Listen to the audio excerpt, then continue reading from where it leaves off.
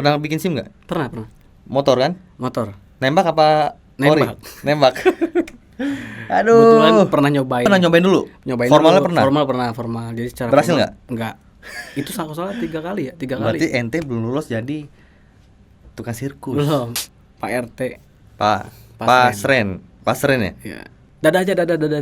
Dada aja disuruh gitu. Iya. Diarahin. Apalagi ya? kesaksian.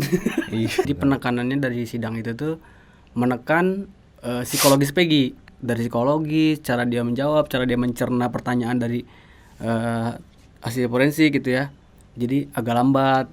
Tes psikologis mencari kelemahan si Peggy supaya mempunyai data baru untuk meyakini bahwasannya Peggy itu punya potensi melakukan kejahatan gitu kan.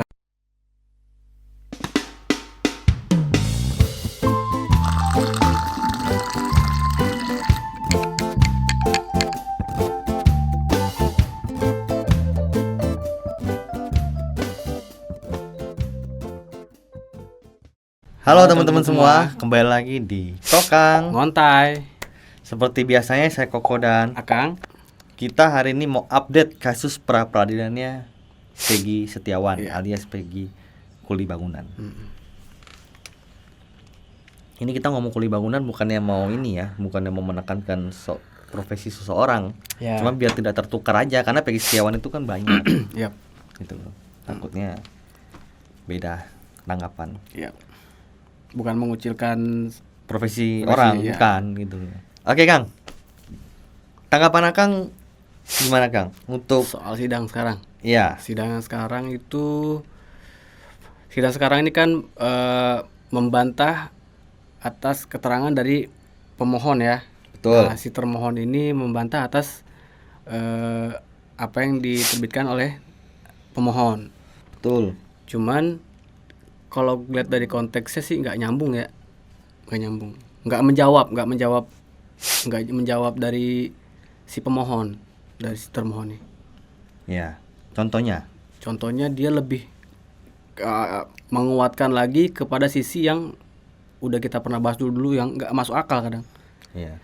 Jadi kayak ini ya, Kang. Sekelas itu kita kayak diingatkan lagi oleh kuasa hukumnya Saka Tatal waktu itu pernah mengatakan pada saat sidang, pada saat di pengadilan, hakim selalu menekankan BAP.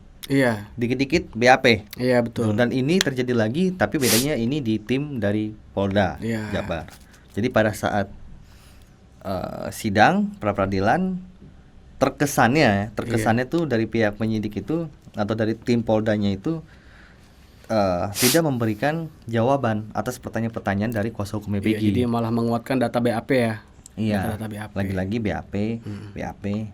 Sedangkan BAP-nya saja sebetulnya sudah ngaco.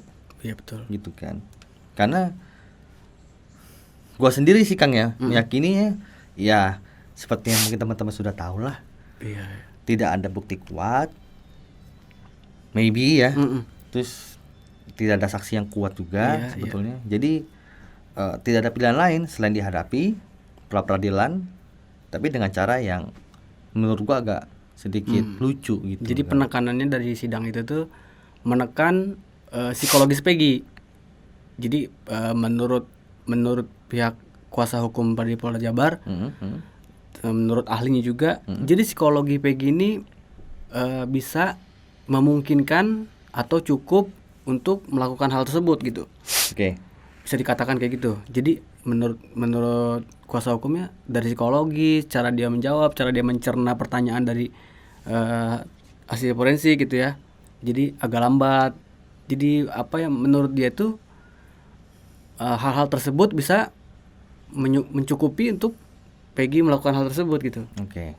Itu kan di tes psikologis saat Peggy sudah ditetapkan sebagai tersangka. Jadi seolah-olah emang disengaja untuk tes psikologis mencari kelemahan si Peggy supaya mempunyai data baru untuk meyakini bahwasannya Peggy itu punya potensi melakukan kejahatan gitu kan. Karena digali lagi rekam jejak Peggy yang mengarah ke hal negatif ya. Kayak Peggy ini pernah mengkonsumsi alkohol, Oke. drugs gitu kayak obat-obatan, riwayat penyalahgunaan hukum di usia muda, kayak tidak memiliki SIM, Oke. memiliki kendaraan tanpa surat-surat. Jadi itu tuh dibongkar lagi di situ. Jadi dengan background yang kayak gitu memungkinkan Peggy untuk melakukan hal negatif lainnya gitu. Nggak punya SIM, Nggak punya SIM, peminum, pernah mengkonsumsi obat, pernah mengkonsumsi obat-obatan terlarang, obat-obatan. tidak punya SIM. ya, Jadi di potensi melakukan hal tersebut. melakukan hal tersebut gitu kan. Wow. Terlalu memaksakan kan? Iya, makanya nggak menjawab. Bisa jadi hari ini Peggy jadi tersangka, bisa jadi besok-besok kita atau orang lain jadi tersangka loh. Iya. Kalau kayak Benar, gitu benar, cara pemilahan datanya seperti itu ya. Iya, betul. Bener nggak? Iya, iyalah. Hari ini bisa terjadi sama Peggy, suatu hari bisa terjadi sama kita itu kalau Jadi, misalnya kayak begitu. Kemungkinan miss banyak banget kalau dengan cara itu ya. Misalkan ada satu kasus pembunuhan nih. Kasus pembunuhan ini, misalkan pelakunya anggaplah orang-orang psikopat misalkan. Oke. Psikopat ini kan punya dua kepribadian ya. Betul. Kadang psikopat tuh dia pandai menutupi hal yang dinilai orang jelek, kayak mungkin dia nggak bertato, mungkin dia nggak Iya, berperilaku buruk, kelihatannya culun gitu. Bener. Justru dia berkamuflase seperti itu. Iya. Si ciri-ciri orang psikopat tuh Kalau psikopat kan manipulatif ya. manipulatif ya. Jadi mungkin pada saat itu ini sampel ya, yang dicurigai 2 orang. Misalkan mungkin pada saat itu dalam lokasi ada si orang psikopat ini sama preman. Oke. Bisa jadi si preman ini jadi pelakunya. Iya. Kalau dalam cara penilaian seperti itu, penanganan seperti itu Betul. gitu. Jadi bisa miss interpersonal lagi ya, impersonal lagi. Maka selalu ada slogan bahwasannya tidak ada satupun tindak kejahatan yang sempurna. Iya. Sedikit pun pasti ada celahnya gitu kan. Tapi mungkin nggak dilakukan oleh seorang kuli bangunan yang notabene lagi-lagi, mohon maaf ya, maksudnya pendidikan yang mungkin tidak tinggi gitu kan. Secara literasi mungkin juga maybe kurang gitu kan. Bisa nggak tiba-tiba dia menjadi seorang psikopat tanpa orang psikopat itu sebetulnya pinter loh. Pinter. Makanya dia bisa manipulatif karena dia pinter. Dia bisa bermain psikologis. Iya. Gitu loh. Kalau bicara si Peggy gugup segala macam ya wajar lah menurut gua Kang. Dari awal penangkapannya aja dia juga mungkin sudah ada traumatik gitu loh. Iya. Ya kan gitu. Yang tiba-tiba tidak ada panggilan, tidak ada pemeriksaan jadi saksi atau apa segala macam, tiba-tiba blok ditangkap udah kayak teroris aja. Iya, walaupun kita nggak paham secara psikologis, ahli psikolog ngebaca seperti apa kita nggak tahu ya. Iya. Jadi menurut keterangannya dengan Peggy menghindari kontak mata dalam interogasi, terus sering bilang nggak tahu, terus lambat dalam menyerap pertanyaan gitu. Ya mungkin dia dalam kondisi kayak gitu emang nggak tahu juga mau apa yang mau dijawab kan. Iya benar. Nggak tahu emang karena bukan dia pelakunya. Benar. Kalau orang namanya diintervensi, siapa juga yang nyaman kontak mata Kang? Coba kayak kita ngobrol ya Kang. Terus aneh interogasi ente nih namanya. Aneh intervensi terus ente nyaman gak kira-kira gitu? Ini pasti nggak nyaman. Iyalah, pasti nggak nyaman itu. Terus ditanya ini ya pertanyaan pasti kan kalau namanya kayak gitu pasti pertanyaan menjebak tuh muter-muter. Gitu. Otomatis orang loading gitu loh. Loading tuh, takut salah jawab juga mungkin ya dia. Iya. Salah jawab dalam artian tuh maksudnya karena pertanyaannya muter-muter takutnya jadi blunder. Iya, jadi blunder. Jadi blunder gitu loh. Malah dia kena lagi. Jadi ya wajar dia lama mencerna pertanyaan, menurut gua tuh lebih baik Kang daripada orang asal ceplos-ceplos. Nah, ini ada yang memberatkan lagi kok. Jadi si salah satu narapidana ini yang sarang tahan di Polda ini di pertemuan pertama bilangnya nggak kenal sama Peggy, tidak saling mengenal gitu. Terus di pertemuan kedua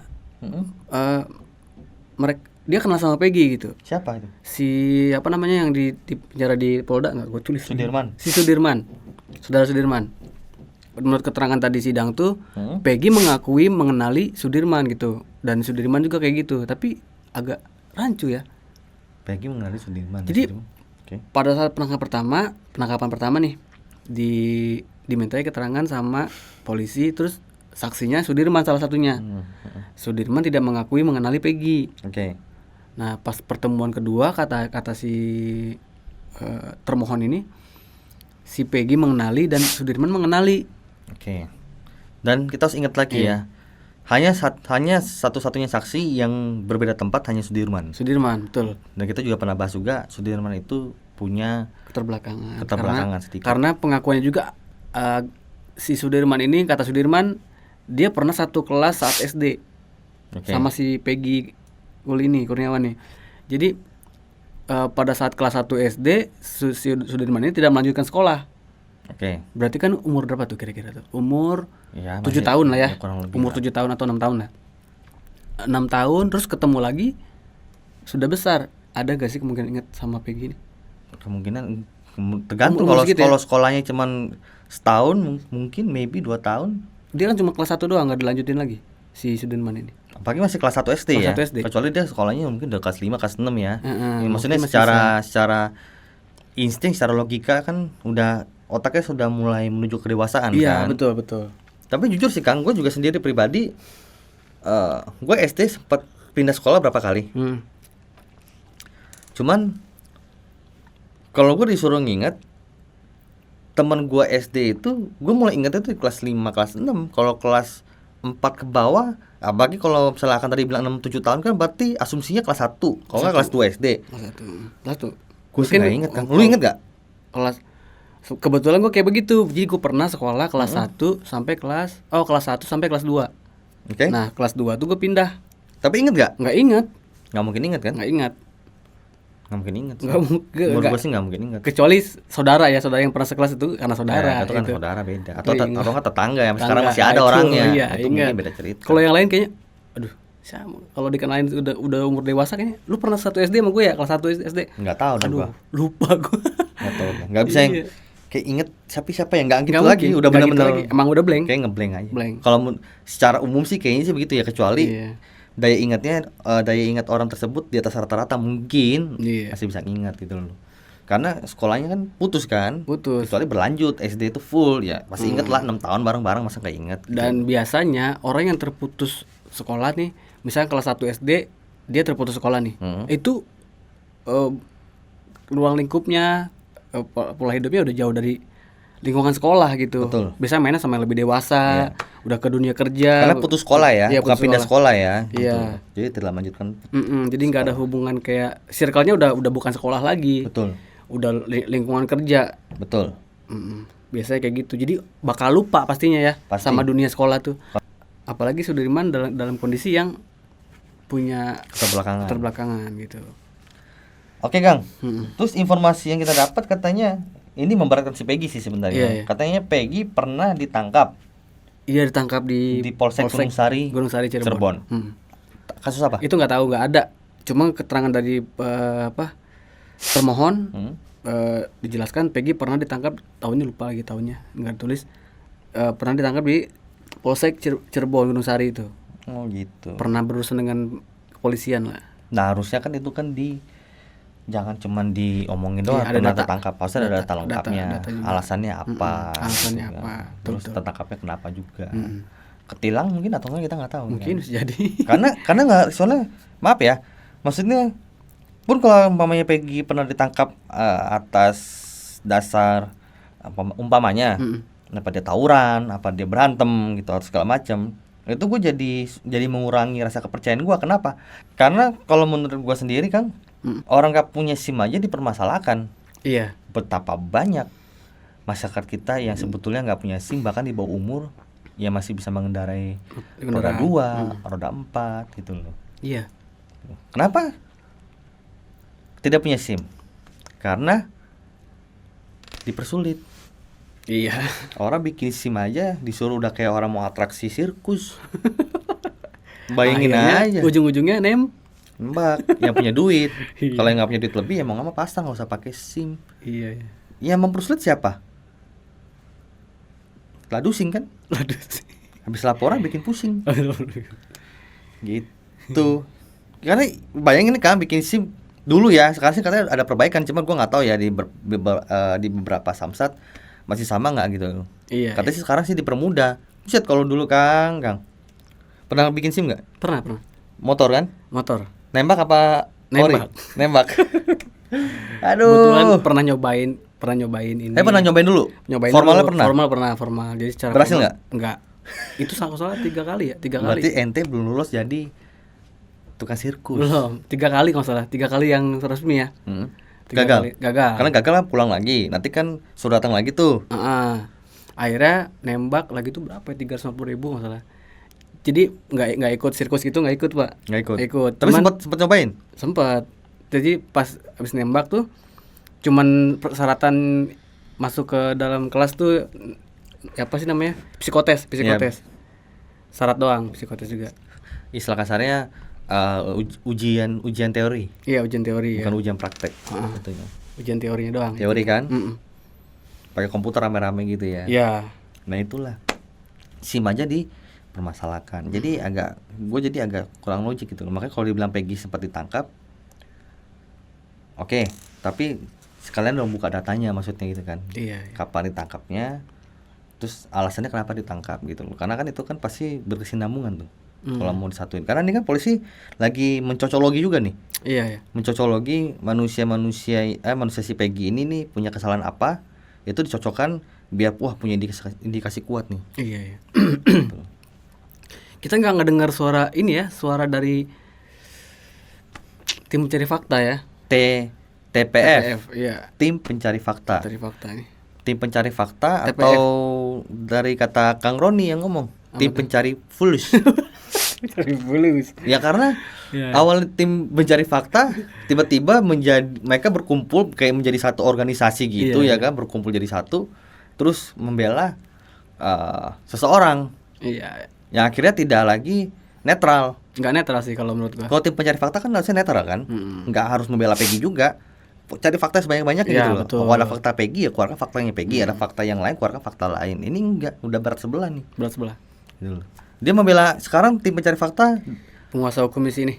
Kuasa hukumnya siapa? Penguasa hukum. Bukan kuasa hukum Siapa? Pak RT.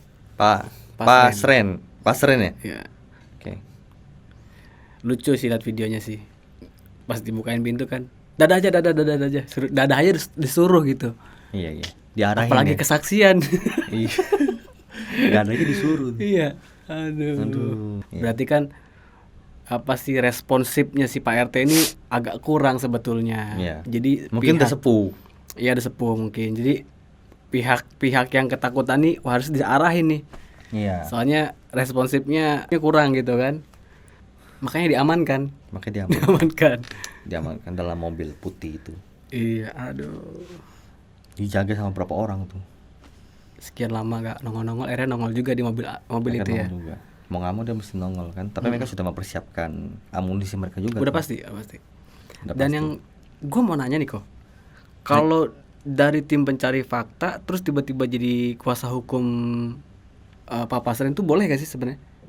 Sebetulnya sih boleh-boleh aja, boleh-boleh aja. karena mereka kan seorang pengacara yang boleh beracara gitu kan, yang boleh mendampingi siapapun lah gitu. Iya. Cuman intinya sebetulnya sudah lari dari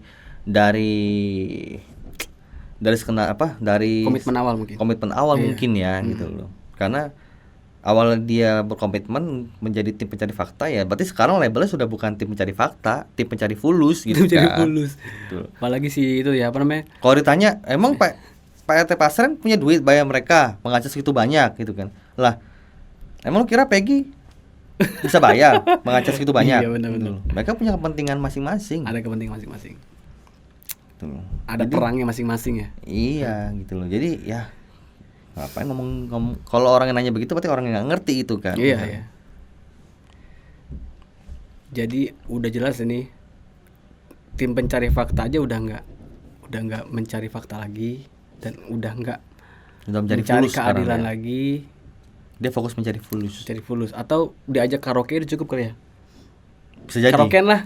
Habis 2 juta udah cukup dah. Cukup. Udah, kemarin gue diajak karaoke sama dia udah enak nih.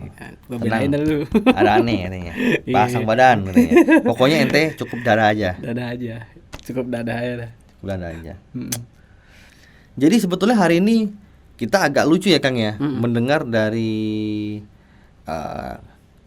pihak termohon atas data-data yang mereka keluarkan. Agak lucu sih kita sebenarnya. Cuman ya sudah, kita coba tunggu saja karena besok juga masih berlanjut. Ya. Besok masih berlanjut sampai Jumat kalau nggak salah tuh masih berlanjut. Kita terus kawal kasus ini. Kita akan update terus masalah pra peradilan si Peggy. Semoga Peggy, jikalau memang benar-benar tidak bersalah, Peggy harus mendapatkan keadilan. Ya. Lagi-lagi kita mengatakan seperti itu karena kita udah capek sering ngomong itu ya. Kita nggak bisa menjudge karena sebelum ada putusan dari pengadilan. Dan semoga saja hakimnya bijaksana, tidak masuk angin, atau nggak enak badan, atau lagi batuk-batuk, atau lagi flu gitu kan. Iya. Masuk angin kan? Masuk angin, kerokin ter. Gitu. Kalau masuk angin kerokin dulu jadi biar nggak masuk angin gitu. Karena kan hakim itu kan istilahnya tuh wakil Tuhan kan. Oh iya, betul. Benar nggak? Hakim itu wakil Tuhan loh. Gitu. Dia menentukan si Peggy ini bersalah atau enggak ya. Mati apa enggak jatuhnya udah nih. Iya, betul. Gitu kan. Bersalah arahnya kan. Ya jadi kan makanya ada sebutannya kan wakil Tuhan kan, karena dia menentukan hidup seseorang nih. Iya, sekarang ini. Gitu loh. Mau seumur hidup, mau dipenjara atau mau lanjutin hidupnya kan tergantung hakim yang putusin. Iya. Gitu loh. Semoga aja adil ya, semoga aja adil dan semoganya amanah, bijaksana, dan hakim tidak dapat insight yang menyesatkan. Ya. Sehingga hakim bisa mengambil keputusan yang tepat gitu ya, Kang. Ya, betul. Oke, Kang? Oke. Kita cukupkan. Kita cukupkan konten kita hari ini. Kita lanjut besok lagi. Kita pantau terus pra peradilannya Peggy Setiawan. Ya. Seorang kuli bangunan. Oke, saya Koko dan Akang. Kita kembali lagi di konten-konten kita selanjutnya. Bye-bye.